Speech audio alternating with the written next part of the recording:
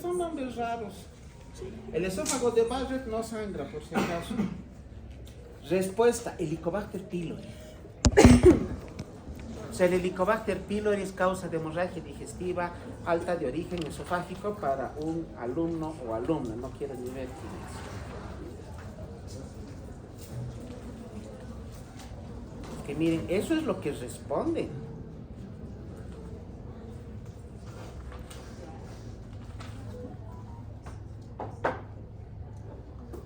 AINES. Una respuesta dice AINES. Realmente, como les digo, no sé, úlcera péptica, úlcera gástrica. O sea, tienes tu estómago en lugar de tu esófago. Luego, ¿qué prueba se utiliza para confirmar la presencia de melena luego de usar el tacto rectal? Peroxidasa. Una palabrita, la prueba de la peroxidasa. Me ponen colonoscopía, endoscopía digestiva, ecografía abdominal.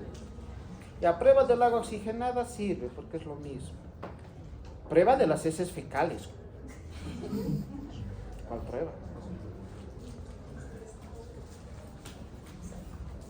Ya. La siguiente pregunta, ¿cuál es el antiparasitario de amplio espectro?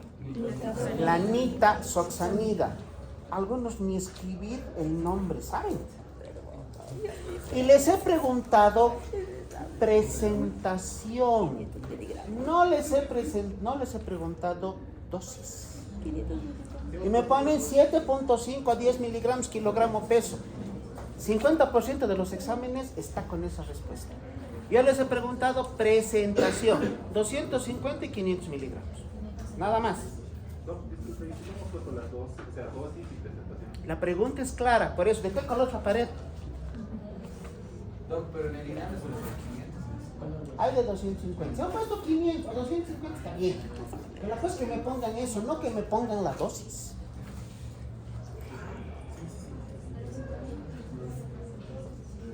El albendazol no es de amplio espectro, por si acaso. Ese es en jarabe. Ese es en jarabe.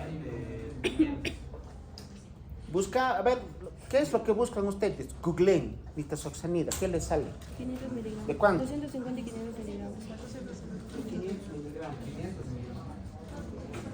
Y no son pastillas. Miren, un examen dice pastillas de 500 miligramos.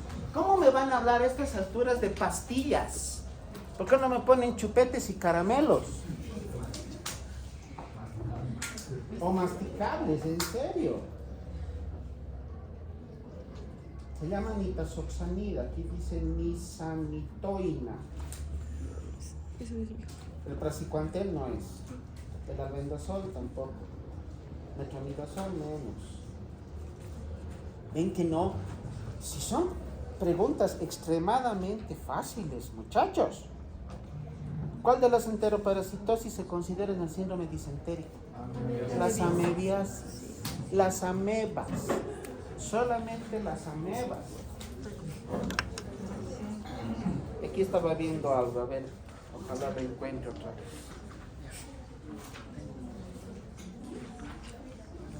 Aquí está. Respuesta a su última pregunta dice cianosis. En serio, no me estoy inventando, aquí está, dice cianosis. En esa última pregunta, ¿cuenta como entamoeba histolítica? No, enteroparasitosis, amebiasis. Ya, entamoeba. Colitis.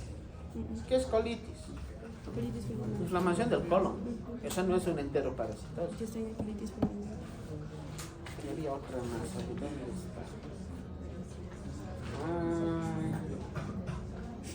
está? Sí.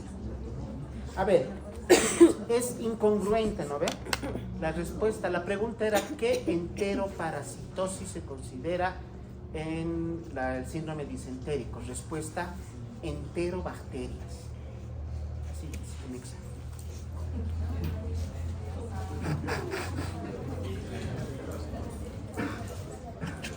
Chicos, no quiero cada vez que hay un examen tener que estarles llamando a la reflexión.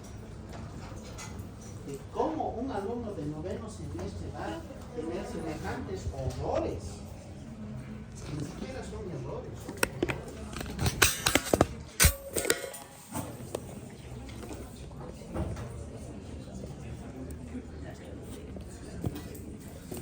Y les vuelvo a decir, ojalá, espero equivocarme, Dios me diga que me estoy equivocando, pero que no sea el motivo por el cual no entren al internado. A ver, hablando de eso, ¿han podido ver sus notas? Sí. Porque los decentes que no pueden ver sus notas. Entonces, como ya han visto sus notas, ya saben dónde están. Ya que se atienen a partir de este momento.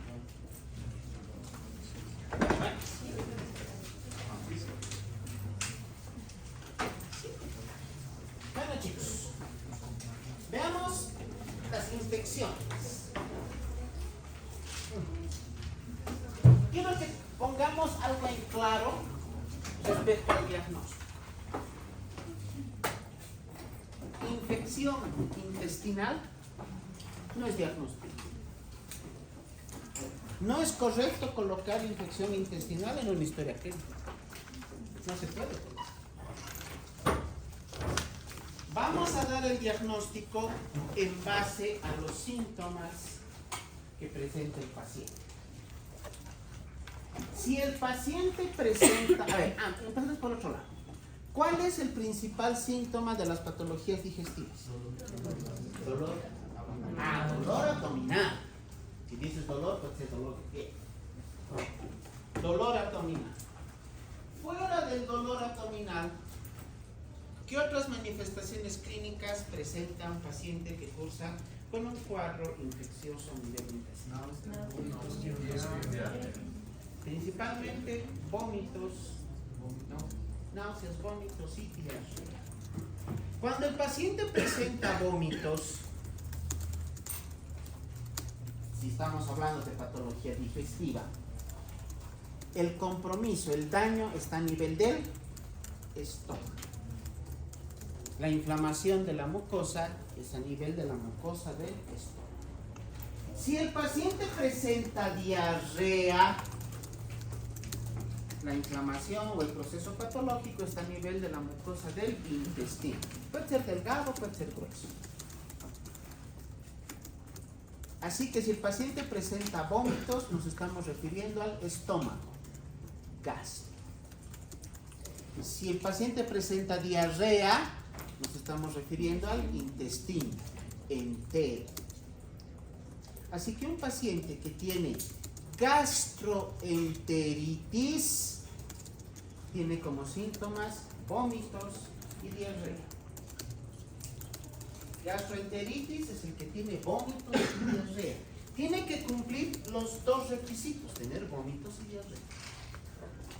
Si solo tiene diarrea, ¿qué se llama?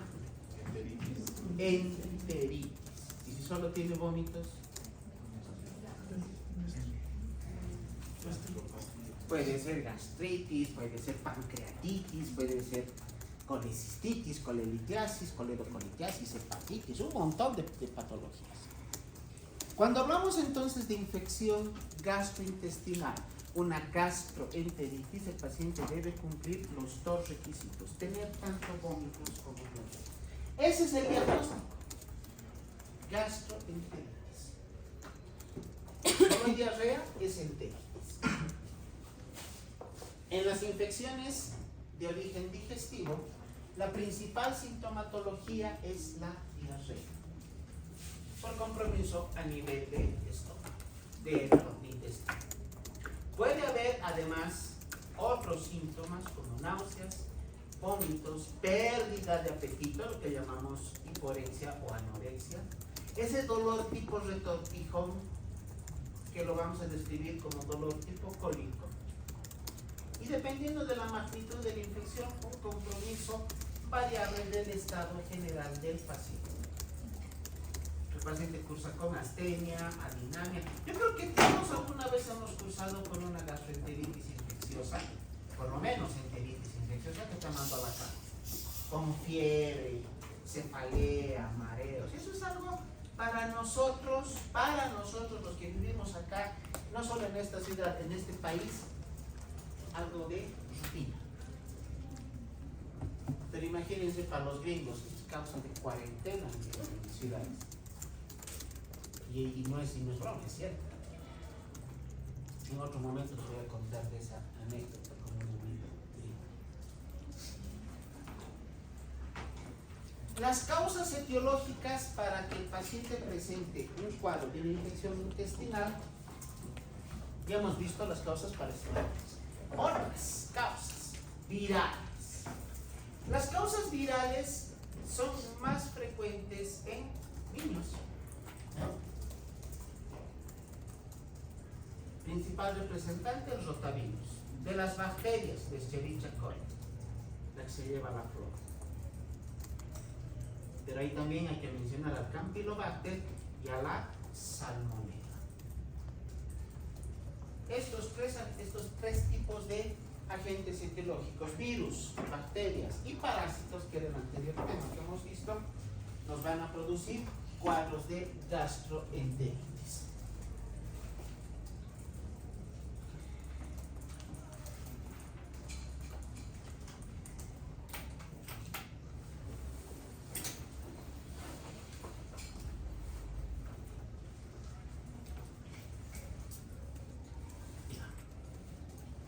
Empezando por las causas virales. En pediatría, muchachos, el 70% de los casos son virales.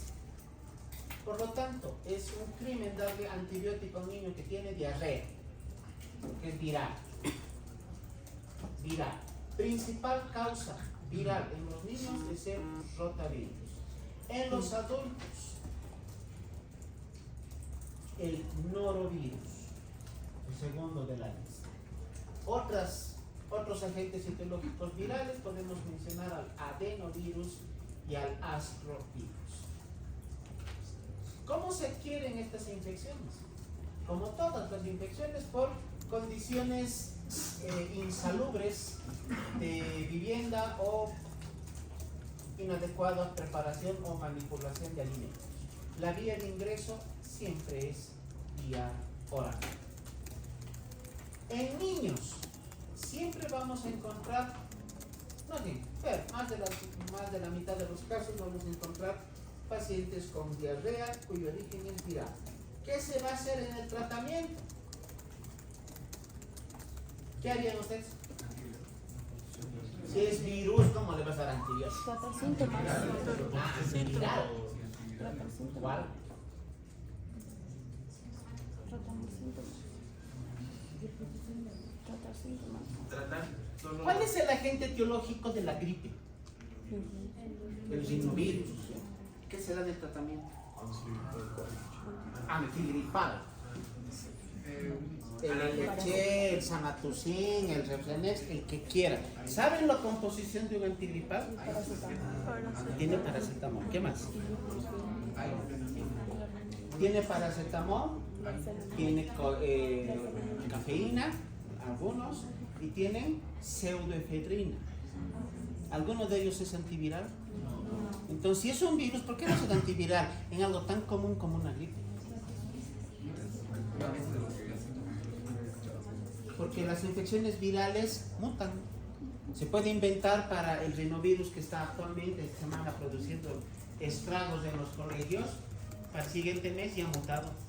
¿Para qué se va entonces crear un antigripal o un antiviral, un antigripal con antiviral, si no nos va a servir de tiempo? Entonces, en los casos virales, el tratamiento es eminentemente sintomático. Y hay que controlar en un cuadro de un proceso infeccioso. ¿Por qué se mueren los niños que tienen diarrea? Por la deshidratación. No se mueren por la infección, se mueren por la deshidratación. Nuestro país es uno de los que tiene mayor mortalidad en procesos infecciosos, en niños menores de 5 años, cuya principal causa son los procesos infecciosos digestivos, donde se podrían salvar miles de vidas simplemente aplicando los planes de rehidratación. Entonces, en los niños no vamos a dar antiviral, no vamos a dar antibióticos, simplemente un tratamiento sintomático, principalmente dirigido a controlar la deshidratación y posteriormente síntomas generales como la fiebre, dolor. No hay más que hacer en el cuadro de una enteritis viral. En un adulto, lo menos frecuente es que te dé una infección viral. Lo menos frecuente. Pero si a un adulto se presenta con una infección digestiva viral, ¿qué es lo que hay que sospechar? Inmunosupresión. En un adulto no es lo más frecuente. En pediatría sí. Hablando de las bacterias, la Escherichia coli, la que se lleva la flor en cuanto a las causas etiológicas que van a ocasionar las infecciones. En segundo lugar, acá en el país, la salmonella. Luego tenemos a la Shigella y finalmente al Campylobacter. Vamos a mencionar simplemente a estas causas que ya las hemos visto, las parasitarias, la Giardia, la entamoeba histolítica, el Cryptosporidium. Aquí podemos mencionar a la tenia, a los ascaris, a todos los que hemos hablado en la anterior causa. Pero también hay causas no infecciosas. Existen patologías no infecciosas que pueden llegar a ocasionar diarrea. Medicamentosa. ¿Sabían que los aires pueden producir diarrea? No en todos, solo en personas susceptibles. Algo frecuente. Dime. ¿Qué marca la susceptibilidad para que una persona pueda tener temporadas? Eso se llama la idiosincrasia personal. Factores genéticos, factores ambientales. No hay un causal determinante para que una persona tenga o no tenga un efecto automático. Depende de cada uno, más que todo de su género. Luego tenemos a la lactosa. Todas las personas que al consumir leche o derivados, ese rato les hace correr al baño, son intolerantes a la lactosa. No tiene ningún origen infeccioso, pero produce diarrea. Lo mismo podemos indicar de la intolerancia al gluten. Y otras enfermedades de tipo no infeccioso, sino inflamatorio, como la enfermedad de Crohn, que también va a ocasionar diarrea. Pero como no es infecciosa, no necesita ningún tipo de tratamiento antimicrobiano, ni antiparasitario, ni antibacteriano.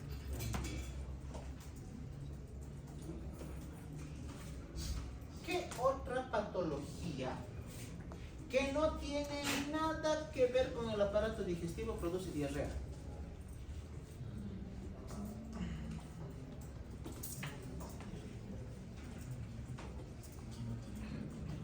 Nada que ver con el aparato digestivo.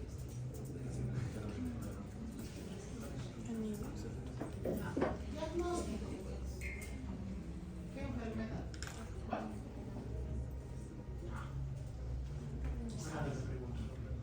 ¿Qué patología que no tiene origen digestivo puede producir diarrea? Y yo les he enseñado. No me digan, no. No saben. ¿Cómo la tuberculosis? Tuberculosis además es infecciosa. Para darse una manito. Tiene origen endocrinológico.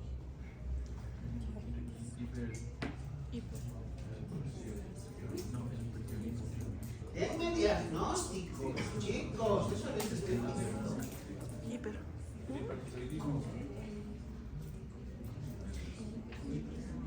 Y les digo que saben, porque yo les he enseñado, y no me digan que no, porque la anterior semana justo hemos tocado ese tema con los alumnos de SEME diferencial, a llevarse biología endocrinológica.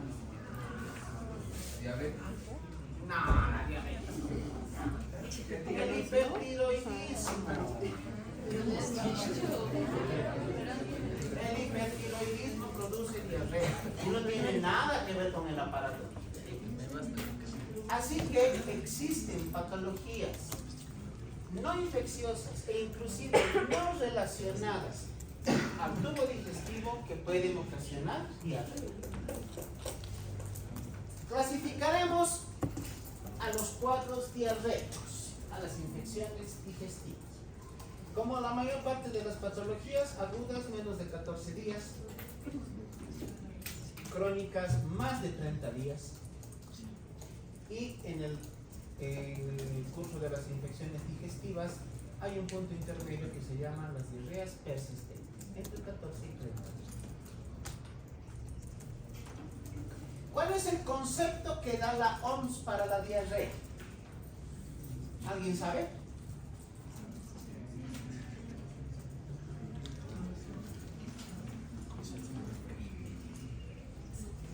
La diarrea no solamente se refiere a la presencia de heces fecales con disminución de la consistencia, sino también con aumento en la frecuencia de eliminación. ¿Entienden qué significa eso, no? Si tú tienes la costumbre de eliminar las heces fecales 3 veces al día, que es lo usual, lo rutinario, una al momento de despertarse, otra pasado el mediodía y puede ser una antes de dormir. Y de un momento para el otro, en lugar de ir 3 veces al baño, vas 7, pero haces heces formadas, las heces en forma de salchicha, las heces con buena consistencia. ¿Será diarrea? Para el concepto de la OMS, sí, porque no solo es disminución de la consistencia, también es el aumento en la frecuencia de eliminación de heces. Así que no vamos a hablar de diarrea solamente cuando tengamos heces líquidas, sino cuando el paciente va al baño más veces de lo usual, aunque haga heces formadas. ¿Cuánto pesa usualmente una deposición normal? En condiciones normales, entre 100 a 200 gramos. Y esto es lo que me interesa. La diarrea puede ser manifestación de una enfermedad sistémica, como el hipertiroidismo, o simplemente ser un síntoma de una patología primaria que vaya a comprometer al aparato digestivo. Esto conocen, se llama fisiopatología. Fisiopatología de los procesos infecciosos digestivos. No vamos a explicar a detalle cuál es la fisiopatología, simplemente mencionaremos los mecanismos fisiopatológicos que van a producir estos procesos infecciosos. Tenemos a la invasividad del enterocito, a la acción de las citotoxinas, a la acción de las endotoxinas y a la acción deletérea o dañina que se produce con la adherencia de sustancias o elementos extraños a la superficie de la mucosa del enterocito. Esto supongo que saben porque debe llevar en fisiopatología. Clasificaremos a la diarrea. En este algoritmo tenemos una diarrea infecciosa aguda, que puede ser acuosa, diarrea líquida o semilíquida, y la diarrea con sangre. Igual que de las amebas, son deposiciones poco frecuentes, pero con gran consistencia de eliminación de flemas, moco o sangre. Las diarreas acuosas tenemos como mecanismos fisiopatológicos como mecanismos que dan a la clasificación a la diarrea. Vamos a clasificarla como diarrea secretora o diarrea osmótica. Y a las que presentan sangre, la que presenta invasión a la célula o no invasión a la célula. O sea, las causas invasivas y no invasivas. Lo que vamos a mencionar son las características principales de cada una de estas situaciones.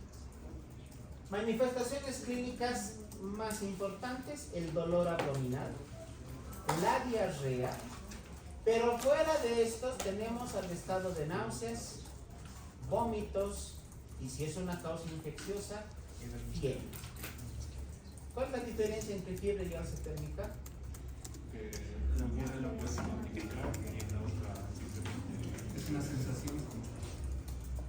¿Cuál es la cuantificada? la alza térmica. La fiebre es la elevación de la temperatura que está cuantificada. Alza térmica simplemente es una sensación subjetiva. Bueno, algo más de detalle a cada uno de los tipos de diarrea. Empecemos con la diarrea acuosa secretora. ¿Cómo se producen este tipo de infecciones? Acá dice claramente el título, enteroinvasiva, infecciones enteroinvasivas. ¿Qué significa? Que el agente etiológico o algún componente de este agente etiológico, como está en la figurita, ingresa por las microvellosidades, el borde del cepillo, al interior de las células, al interior del enterocito, para producir el daño correspondiente. ¿Qué agentes etiológicos ocasionan este tipo de infección invasiva? La salmonela, la shigella, el campylobacter, la escherichia, el clostridium y el vibrio coli. Vamos a ir viendo cada uno de estos. Empecemos con la salmonela. ¿Por qué la salmonela? Porque les decía hace un rato, para nosotros salmonelosis se expande todos los días. Todos los días. El agente etiológico es la salmonela. ¿Y cómo se adquiere? Como todas estas infecciones, por el consumo de alimentos contaminados. Por el hecho de no tener la higiene necesaria al momento de preparar alimentos, de comer o después de haber entrado al baño. Rutinas tan simples pueden llegar a ocasionar situaciones severas. Primer detalle que les comento, a la salmonelosis tiene un apodo, una chapa, un alias. No, como mantepato. A la infección como tal. ¿No lo saben? Se la llama la gran simuladora. ¿Por qué? Porque la salmonelosis puede llegar a presentar características clínicas de otro tipo de enfermedades y simular ser otra cosa. Por eso se la llama la gran simuladora. ¿Qué sintomatología va a presentar la salmonelosis? Cefalea, mareos, alteraciones visuales como diplopía, obviamente dolor abdominal, náuseas, vómitos, hiporexia, pero además de eso también puede llegar a presentarse parestesias en extremidades, sobre todo extremidades inferiores. Esa sensación de calambre, de adormecimiento, vamos a denominar como parestesia, es típico de la salmonelosis. Pregunta de examen, ¿no? Él no va a hacer porque le estoy dando la respuesta. A ver si la saben. ¿Cuál es la diferencia entre salmonelosis y tifoidea? ¿O son lo mismo?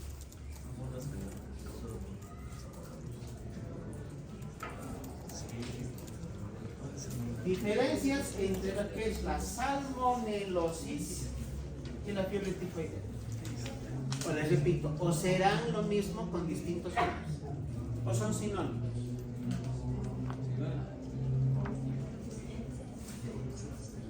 ¿Me ve que no saben? ¿Para qué les voy a dar la respuesta? Para que se pregunte. Ictericia. Ahorita te pregunto, ¿por qué tiene ictericia la salmonelosis? ¿Por qué tiene ictericia la tifoidea? Porque puede llegar No me pregunto, estoy respondiendo. Ya has lanzado la piscina, ahora se cansa. Como perrito van a tener que chapalear. A ver, chicos, ¿cuál es la diferencia? ¿Habrá alguna diferencia? ¿Cuál es el agente etiológico de la salmonelosis? La salmonela típica. ¿Cuál es El agente etiológico de la tifoidea.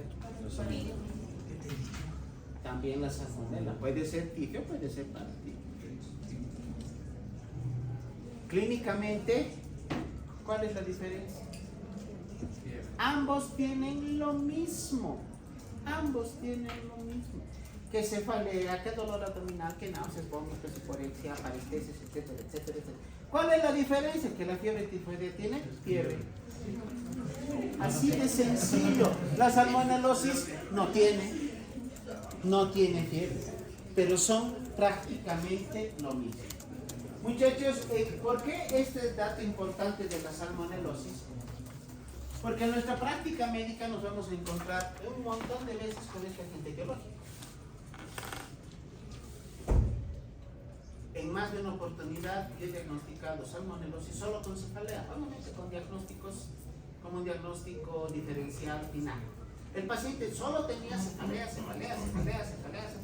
¿Qué hacen? Lo primero que piensas, hipertensión arterial sistémica descompensada, una alteración de tipo vascular cerebral, cefalea migrañosa, causas de cefalea orgánica, se pensaba hasta en tumores, neoplasias, todo normal en el paciente que tenía salmonelosis y solo cursaba con cefalea. ¿Y cómo hemos verificado? A través de estudios complementarios que nos han dado el beneficio. Por eso se llama la gran simuladora.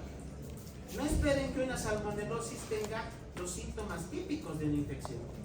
Puede o no puede tener vómitos, puede o no puede tener diarrea.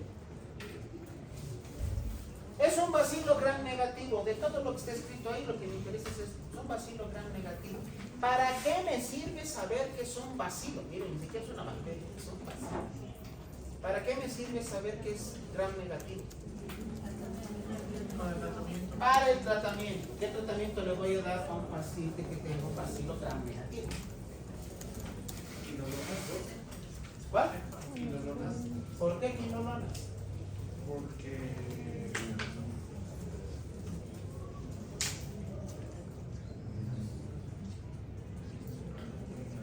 fácil es decir una cosa, pero más difícil es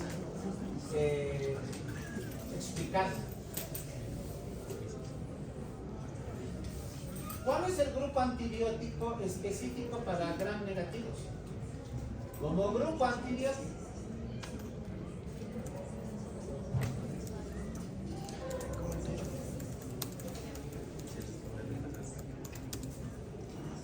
No sirve nada.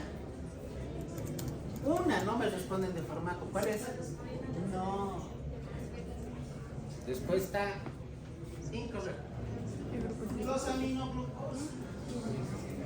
Los aminoglucósidos es el grupo antibiótico específico para infecciones por gram negativos. Pero no se utilizan en infecciones digestivas. No usamos gentamicina para una gastroenteritis por salmonela. ¿Por qué? Porque son esos antibióticos más específicos para infecciones de tipo urinario. ¿Desde cuándo la micacina se usa en una neumonía? Los aminoglucósidos son un grupo de antibióticos que se utiliza para infecciones por gram negativos de origen urinario. Para los gram negativos de origen digestivo se puede usar en teoría, pero no se usa. Se usa un grupo antibiótico de amplio espectro que tiene más acción sobre los gram negativos que sobre los gram positivos. Y ese grupo son las quinolonas. En cambio, las cefalosporinas, que también son de amplio espectro, son más activas sobre gram positivos, menos sobre gram negativos. O sea, quinolonas son más activas sobre gram negativos, cefalosporinas sobre gram positivos. Y aquí vamos a hablar de quinolonas. ¿Cuáles son? La de tercera Presentación. 500. ¿Qué día? Y 100 intervenciones. 100. 150. Tiene ambas vías, ¿no ves? La cipro. Vía oral es de 500 y de 750. Y vía parenteral, Es 200. la cipro. De 150. La levo, estamos hablando de la levo. La levo es de 500 miligramos endovenoso. La ciprofloxacina, vía oral es de 500 miligramos. Y vía parenteral es de 200 miligramos. La diferencia principal entre cipro y levofloxacina, ¿cuál es? La periodicidad. La ciprofloxacina das 2 veces al día, la levofloxacina solo 1 vez al día. Con lo cual se puede obviar el probable olvido del paciente a su dosis nocturna. Perdón, la ciprofloxacina 2 veces al día y la levo 1 vez. 1 vez. El vibrio cólera es una infección ahora ya no es radicada, pero lo menos probable que se presente es infección por vibrio cólera, que también es gram negativo por si acaso. Si se han enterado, si les interesa un poco conocer la historia, antes de que usted naciera, el año 1991 o 92, hubo una epidemia de cólera en Bolivia. Epidemia de cólera. ¿De dónde vino la infección? Entró por la frontera con el Perú. ¿Y de dónde creen que entró al Perú? ¿De dónde creen? Ya, pescados, mariscos, que es el origen, pero ¿de dónde vino? ¿De dónde creen? De la China. ¿Cuándo no están bien los chinos? De la China vinieron alimentos ¿cómo se llaman? Enlatados, sobre todo mariscos, contaminados con Vibrio cólera. Hizo estragos en el Perú, aquí también. Yo en esa época estaba en la promoción, poco antes de ingresar a la facultad. ¿Y qué pasaba con los pacientes que enfermaban de cólera? Y eso me contó posteriormente, ya entrando a la carrera, un amigo que estaba en esa época ya estudiando. Llegaban los pacientes al hospital de clínicas, pero eran pacientes extremadamente deshidratados, con cuadros diarreicos abundantes. El cólera produce una lesión a nivel del intestino a tal magnitud que no le da tiempo al paciente ni levantarse de la cama para ir al baño.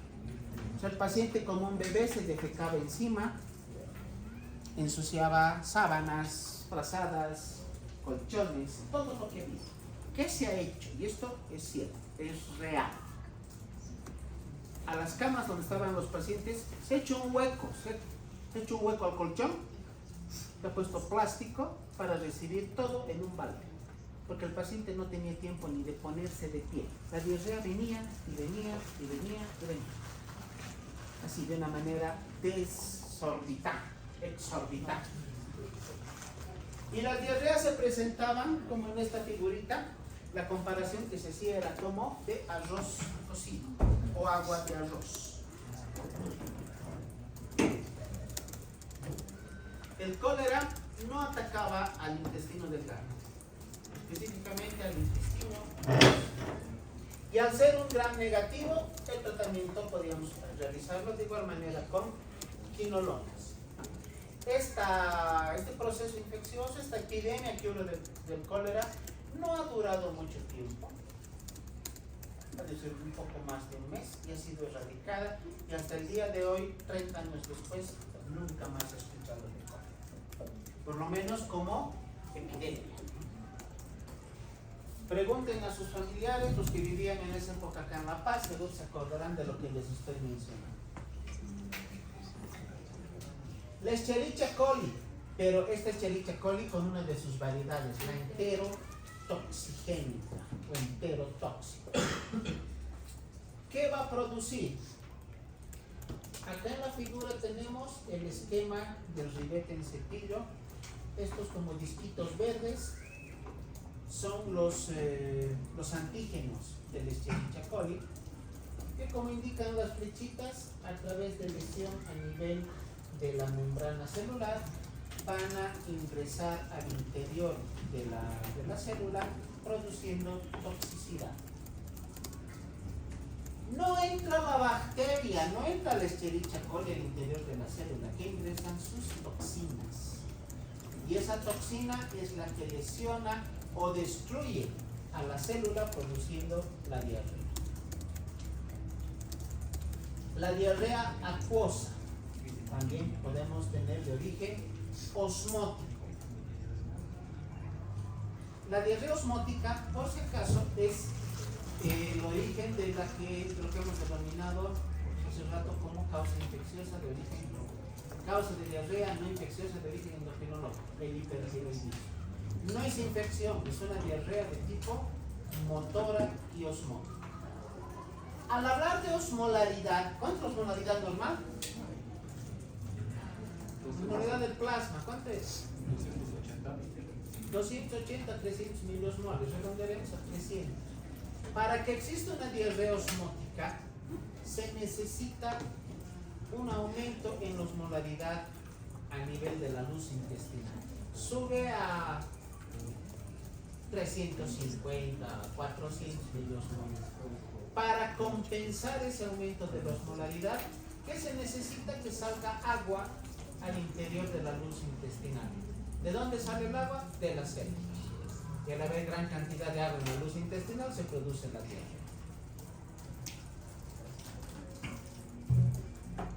Estas diarreas osmóticas también se van a producir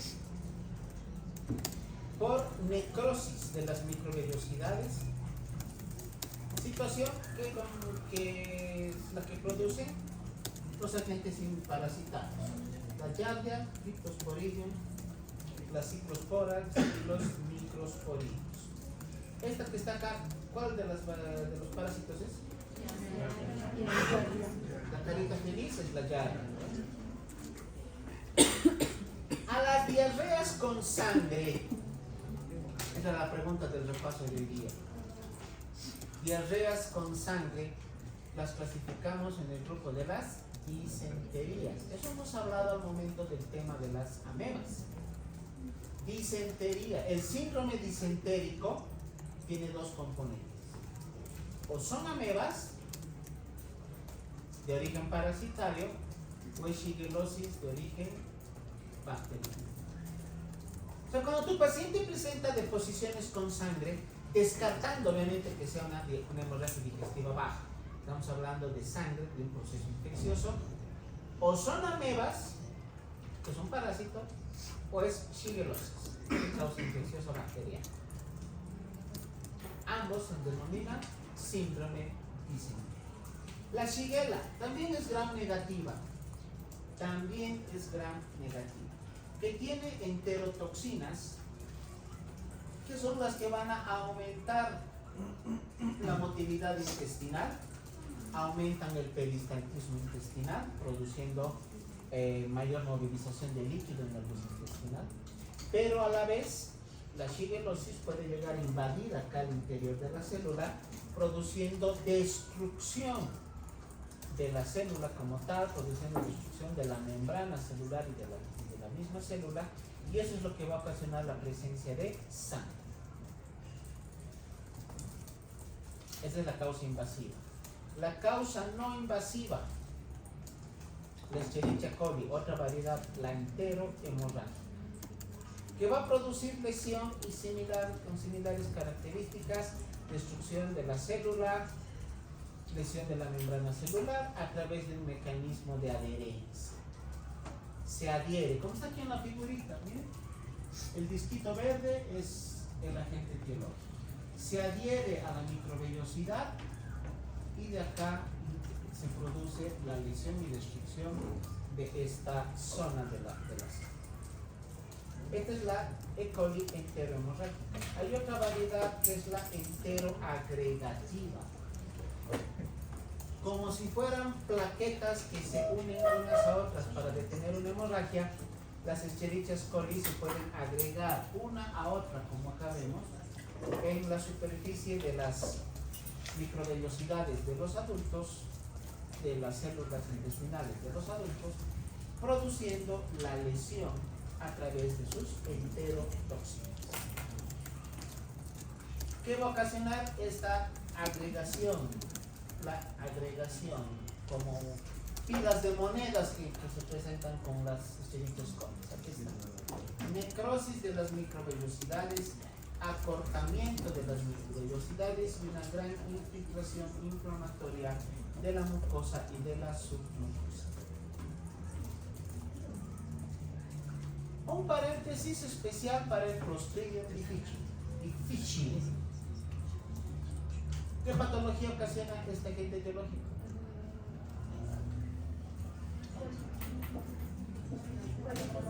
La colitis pseudomembranosa. ¿Y cuál es el factor de riesgo para la colitis pseudomembranosa? Uso excesivo de antibióticos. Tuvimos el año pasado varios pacientes en el servicio de medicina interna en Caminos con este diagnóstico. ¿Cuál era el común denominador? Pacientes internados en terapia intensiva. Eran 3 casos. 2 de ellos por un cuadro séptico, un shock séptico que casi los manda al otro lado. Por eso entraron en terapia intensiva. Para salvar su vida, ¿qué se ha hecho en terapia? Se le ha dado bombas antibióticas con esquemas de tratamiento que inclusive han necesitado 4 antibióticos. Combinación, por ejemplo, de imipenem más vancomicina, más metronidazol y levofloxacina. Bombas. Uno solo, la mayor parte de las veces, suficiente para controlar la infección. Pero de estos pacientes era tan severa la infección que se necesitó tratamientos combinados. Y no son tratamientos para un par de días, son tratamientos para tiempos prolongados. Estos antibióticos, ¿qué han hecho? Han barrido con todas las bacterias del cuerpo. ¿Qué queríamos que eliminen? Las bacterias malas. Pero junto con las malas, ¿qué se han eliminado? Las bacterias buenas. ¿Y dónde están nuestras bacterias buenas? Las bacterias saprófitas. ¿Dónde están? Están en la luz intestinal. Se han eliminado también esas bacterias, lo cual ha favorecido que sea un espacio susceptible para la invasión del Clostridium difficile y ha ocasionado colitis pseudomembranosa. Estos pacientes, al ser externados de terapia intensiva, han llegado al servicio de medicina interna, donde tuvimos que hacer el tratamiento por colitis pseudomembranosa. ¿Cómo se hará el tratamiento de la colitis pseudomembranosa?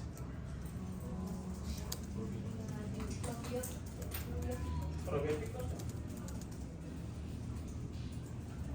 También es un agente infeccioso. ¿Qué hay que usar? Antibiótico.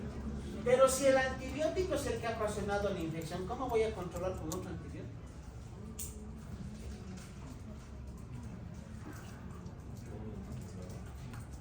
Es que ahí va el detalle del conocimiento de farmacología. Para el tratamiento del Clostridium difficile, para el tratamiento de la colitis pseudomembranosa, ¿qué necesito? Un antibiótico no absorbido. La amoxicilina tú le das al paciente, entra intestino, a duodeno y ayuno y se absorbe. Pasa a plasma sanguíneo y ahí hace su acción terapéutica. Lo mismo pasa con el cotrimoxazol, lo mismo pasa con la levofloxacina, lo mismo pasa con todos los antibióticos de administración vía oral. Yo no quiero que el antibiótico pase a la sangre, yo quiero que se quede en el intestino para que mate al Clostridium. Así que necesito un antibiótico que no se absorba. ¿Cuál? ¿Cuál es ese antibiótico que no, bueno, no son varios? Pero mencióname un antibiótico que no se absorba. No.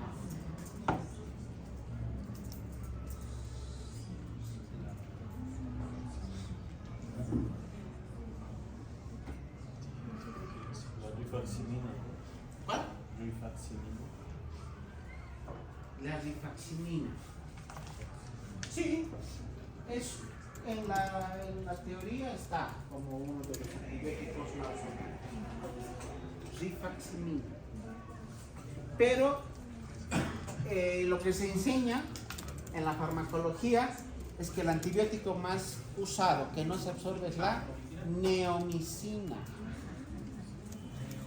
Y en segundo lugar, lo que estamos usando en nosotros en medicina interna es la vancomicina. La vancomicina es para administración exclusiva endovenosa, pero hay esquemas en los cuales los diluyes con solución fisiológica y le das al paciente vía oral. Vía oral, y esta administración vía oral va a hacer su acción directa en el intestino, no se absorbe y mata al clostridio.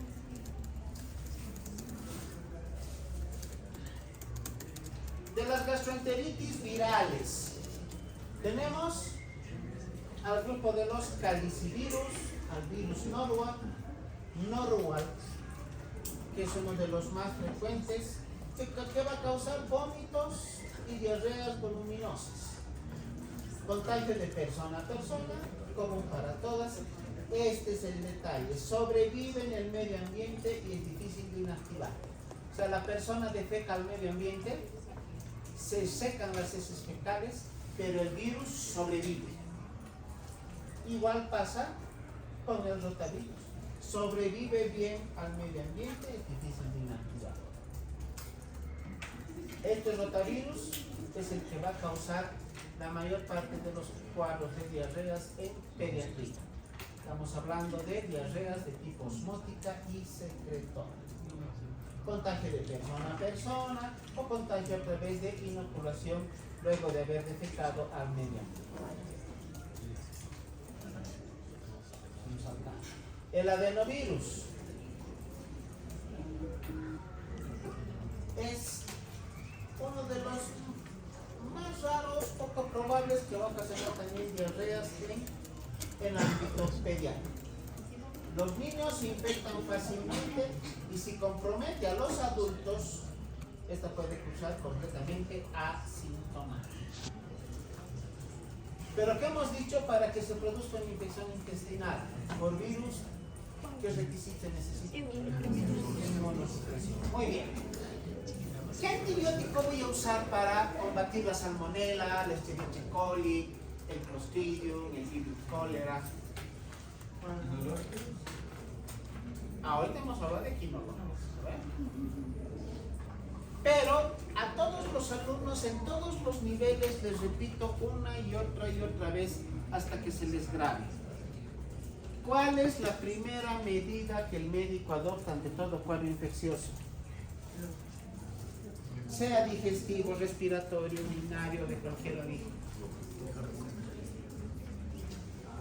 Toma de muestra para cultivo y antibiótico. Si tengo a mi paciente que se está internando hoy, martes por la tarde, a esta hora que son las 6 de la tarde, antes de iniciar cualquier tipo de tratamiento, pido al laboratorio toma de muestra para cultivo y antibiograma. El cultivo, ¿qué me va a reportar? ¿Qué agente etiológico es? Y el antibiograma, ¿qué me reporta? ¿Qué antibiótico puedo usar? Si es sensible y cuál no uso si es resistente. ¿En cuánto tiempo me reporta o sale el resultado del cultivo? Son 72 horas como máximo. No se hagan tomar el pelo con el laboratorio. 72 horas. O sea, si estoy internando a mi paciente en este momento, ¿cuándo voy a tener el resultado? Con suerte el sábado. Entre viernes en la tarde, sábado en la mañana. Hasta mientras que le doy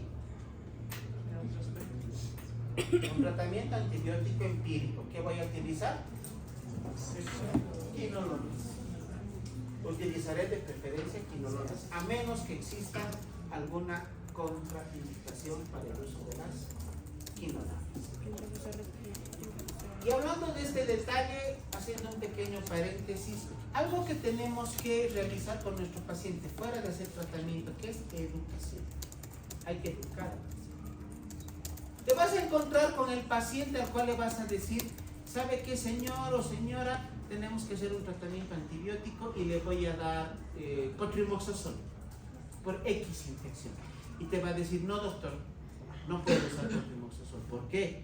Porque hace años me ha dado una infección de la garganta y el doctor me ha dicho que soy resistente. Que siempre que venga a la consulta tengo que decirle al doctor que soy resistente al cotrimoxazol porque nunca en mi vida tengo que usar. Casos de la vida real. ¿Qué haces? Otro antibiótico. Otro antibiótico. Bueno, una opción. ¿Qué hacen? Otras opciones, otras opiniones.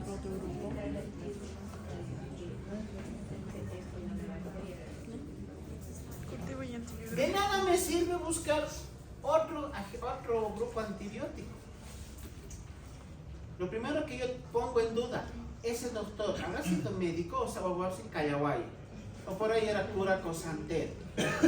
Porque un médico jamás va a hablar eso. Chicos, el ser humano no es resistente a nada.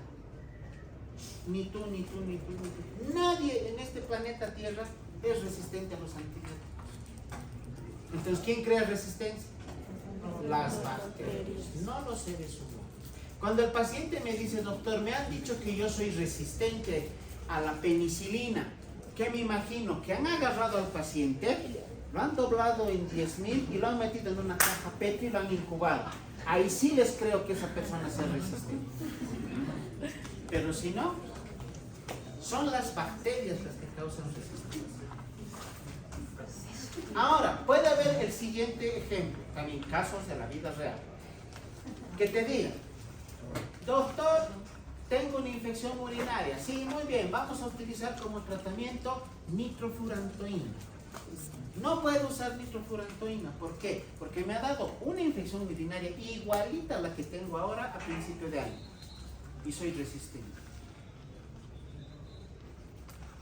Pero señora, usted no es resistente, son las bacterias. Ya doctor, pero entonces la bacteria de esa época era resistente y ahora no puedo usar nitrofurantoína porque esa bacteria es resistente. ¿Qué le dice?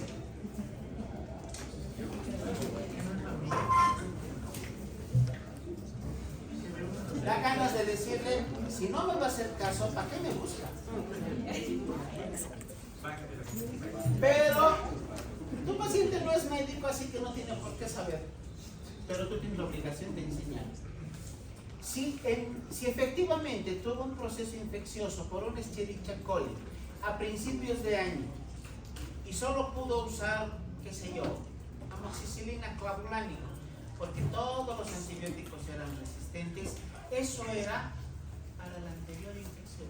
Si en esta infección actual se determina que es Escherichia coli, no es la misma de enero, es del mismo grupo, de la misma familia, pero no es la misma bacteria.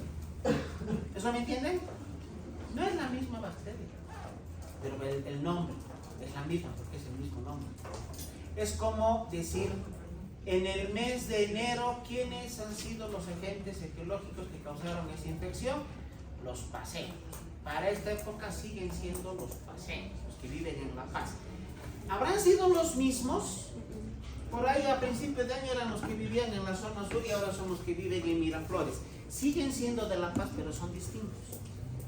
Así que siguen siendo Escherichia coli, pero de familias distintas o subgrupos distintos. Así que el antibiograma de cualquier cuadro infeccioso te sirve para esta infección. Si de aquí a poco tiempo tiene un nuevo cuadro infeccioso con el mismo agente etiológico, hay que volver a hacer otro cultivo y otro antibiograma. El de ahora ya no nos va a servir a futuro porque solo es para esta oportunidad. Bueno, de los parásitos ya los hemos mencionado. Pasemos a esto. Infección de origen alimentario, intoxicaciones alimentarias. Si el paciente llegara ayer, lunes, con dolor abdominal, con vómitos abundantes, diarrea, esto va a ocasionar obviamente un desequilibrio hidroelectrolítico importante. ¿Tú qué vas a pensar? No pienses inicialmente que es una infección. Lo más probable es que este paciente tenga un cuadro infeccioso que se denomina intoxicación alimentaria. Por si acaso, intoxicación alimentaria no significa que le haya hecho daño los 12, 24 o 36 platos que se comió el viernes. No es comer en exceso, eso no es intoxicarse con alimentos. Algunos comen 24. ¿En serio? Entonces, intoxicación alimentaria, muchachos, no es comer en exceso. Una intoxicación alimentaria implica el consumir un alimento contaminado con Staphylococcus aureus, con bordetelas, bacilos, el Bacillus cereus o el Clostridium perfringens. Bacterias o agentes etiológicos microbianos poco frecuentes o raros en el aparato digestivo. ¿Dónde lo encontramos al estafilococo? ¿En qué tipo de infecciones? Infecciones de tipo respiratorio, no digestivo. Pero estas bacterias pueden llegar a contaminar alimentos. Como no son las usuales, llegan a producir una sintomatología muy marcada, pero tiene la característica de que se autolimita. El paciente está el día de hoy, todo el día vomitando, todo el día con diarrea, con dolor abdominal muy importante, e inclusive sin ningún tipo de tratamiento, mañana está 0 kilómetros, como si no hubiera pasado nada, porque el proceso se autolimita. ¿Qué tienes que hacer en ese caso? Simplemente un tratamiento de tipo síntoma. Nada más que síntoma.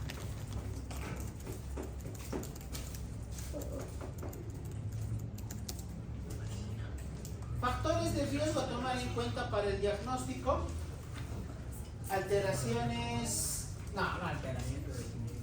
factores higiénicos, dietéticos, lavado de manos inadecuado, preparación de alimentos inadecuado, como ya hemos hablado previamente, automedicación. Ahora ya ven por qué es tan riesgosa la automedicación antibiótica. Al paciente le puede dar colitis pseudomembranosa iniciante raro. Antecedentes de ingesta de alimentos procedentes de mar, carnes mal cocidas, alimentos contaminados en general, porque el origen para cualquiera de estas infecciones es la transmisión oral o el eje ano-mano-boca. Exposición previa a antibióticos o la residencia en instituciones donde hay hacinamiento, asilos, guarderías, cuarteles, hospitales, son factores de riesgo. ¿Qué voy a pedir en un paciente que tenga un proceso infeccioso? ¿Qué estudios complementarios? Pido un laboratorio. ¿Qué voy a pedir en el laboratorio? Hemograma, lo básico. ¿Qué encontraré en el laboratorio? En un hemograma de un cuadro infeccioso. Leucocitosis. Si es infección, habrá leucocitosis con neutrofilia relativa. Si es un cuadro infeccioso. Pero también tengo que solicitar dosificación de electrolitos. ¿Por qué me interesan los electrolitos? Deshidratación. Por la deshidratación, ¿no? Es del agua. Pero ¿qué ocasiona la diarrea? Un desbalance, un desequilibrio electrolítico. ¿Qué se ha perdido? Sodio y potasio. O sea, ¿qué vamos a encontrar en el laboratorio? Hiponatremia e hipocalemia. Saber eso es la clave para tu tratamiento. Conocer que un paciente con vómitos y diarrea pierde líquido, pero además de líquido pierde electrolitos, necesitas dosificar correctamente los valores séricos de sodio y potasio para el tratamiento correspondiente. Pero acá está otra vez, realizar coprocultivo, para que tengas claro cuál es el agente etiológico y con el antibiograma cuál de los antibióticos vas a utilizar y cuál no vas a utilizar. En el tratamiento no farmacológico, la clave para el paciente es la orientación dietética. ¿Qué le vas a decir a tu paciente? Uno, que no sea tan cochinito y que se lave las manos. Dos, que prepare sus alimentos lavándose las manos y haciendo cocer correctamente. Si te dice doctor, yo no como en casa, no tengo tiempo, como en la calle donde me pille el hambre. Ni modo, que cuide bien donde come. Porque estos cuadros infecciosos cualquier momento pueden llegar a volver a producir la enfermedad. Entonces, en el tratamiento no farmacológico están las medidas, sobre todo higiénico-dietéticas. Ahora, ya parte del esquema de tratamiento está como principal tratamiento la hidratación. Más importante que el antibiótico, más importante que el analgésico, que el antiespasmódico, está la administración de venoclisis. ¿Qué solución voy a usar? ¿Por qué Ringer? ¿Por qué no fisiológico? Porque tiene El fisiológico también tiene electrolitos. el lactato tiene microondas. Es que ¿El lactato? tiene lactato. Ya. Sí, estás en lo correcto. El lactato tiene lactato, pero ¿de qué me sirve eso en una diarrea?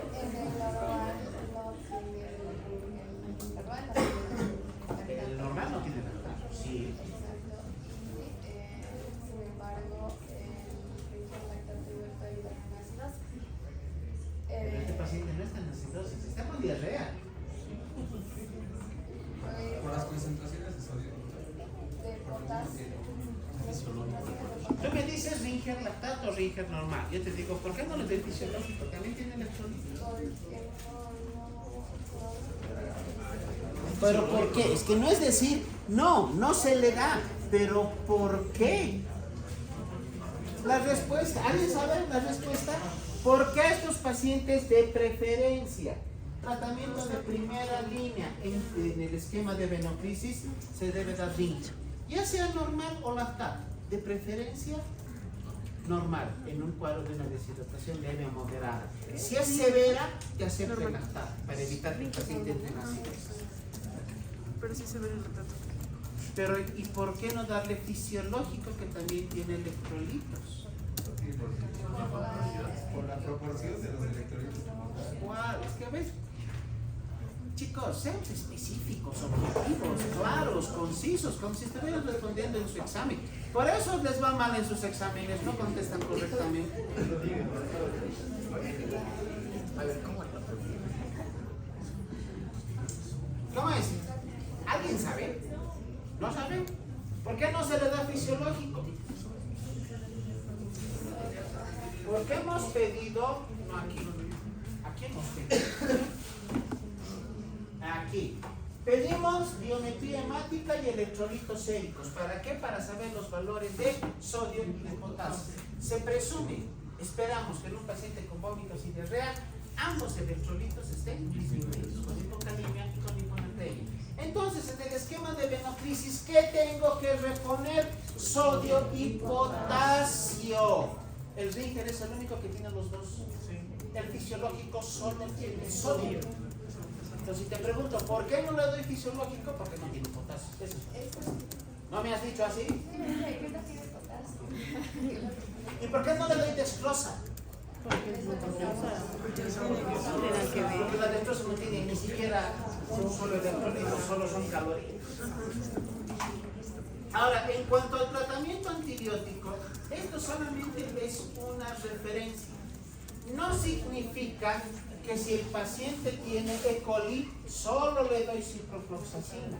Si tiene Clostridium difficile, metronidazol. O salmonela, dimetropin más sulfamethoxazol. ¿Esto qué se llama? El clotrimazol. Solo es una referencia. Ya les dije claramente que para el tratamiento antibiótico debemos basarnos en el antibiograma. Solo en el antibiograma. Hemos iniciado un tratamiento antibiótico empírico con quinolonas. Si el antibiograma me dice que esa bacteria es sensible a la quinolona, mantengo el esquema. Si me dice que es resistente, cambio. ¿A cuál? A la que me reporte el antibiograma. Entonces, para el tratamiento, he hecho ya mi anamnesis, mi examen físico, he visto factores de riesgo. ¿Qué voy a hacer? Educar a mi paciente, porque este paciente es muy cochinito, no se lava las manos. Empiezo un tratamiento antibiótico en base al antibiograma, pero aquí al medio y en grande que dice hidratación.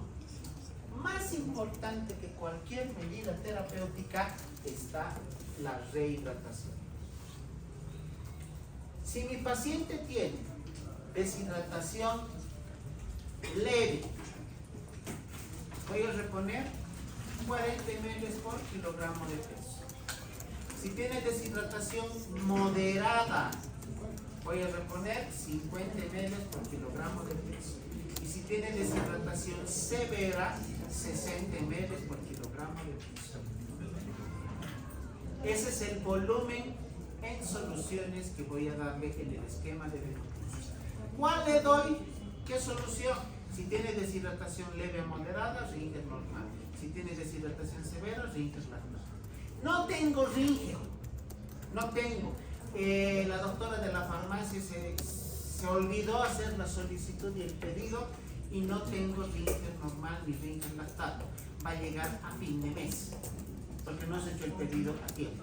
Solo tengo fisiológico. ¿Le puedo dar? A no darle nada, le daré el fisiológico. Pero me dirán, solo le aporto sodio, no tiene potasio, efectivamente. ¿Pero qué puedo hacer? Le aumentaré una polita de calio a la solución fisiológica y caseramente me la transformo en Ringer. Caseramente la transformo en Ringer. Un fisiológico más 2 ampollas de cloruro de potasio la transformas en un Ringer. Y en última instancia, chicos, estoy, como van a estar ustedes, haciendo provincia y no tienen más que dextrosa y tu paciente tiene deshidratación severa. ¿Le das dextrosa? Si le doy dextrosa estoy aportando glucosa y la glucosa es uno de los componentes que regula la osmolaridad. ¿Junto con? ¿Cuál es el otro? Junto con el sol. Así que si administro mucha cantidad de glucosa, que puedo provocar aumento de la osmolaridad y empeorar la diarrea de glucosa. Pero como medida heroica y salvadora a no darle nada, a veces te tienes que pensártela. Te daré glucosa. ¿Puedo empeorar la diarrea? Sí, pero lo hidrataré. Hasta mientras no me lo agarro el paciente, ¿qué voy a hacer? Transferir a un centro de mayor complejidad. ¿Y te pruebo? ¿Y si es diabético? Ya. Chao, paciente. No tengo nada que hacer. Si hay tolerancia vía oral, dale vía oral. Si tolera la vía oral, le das la vía oral. ¿Qué le vas a dar? Sales de rehidratación. Caseras en 1 litro de agua, sal con azúcar. Caseras, no necesitas los sobrecos. Y en cuanto a la prevención, que ya hemos mencionado, más el lavado de manos, yo creo que está por demás decir qué es lo que tú tienes que hacer con tu paciente fuera de tratar la patología, educarle, decirle esto tienes que hacer para que no te vuelvas a enfermar. ¿Ya? Muy bien, eso es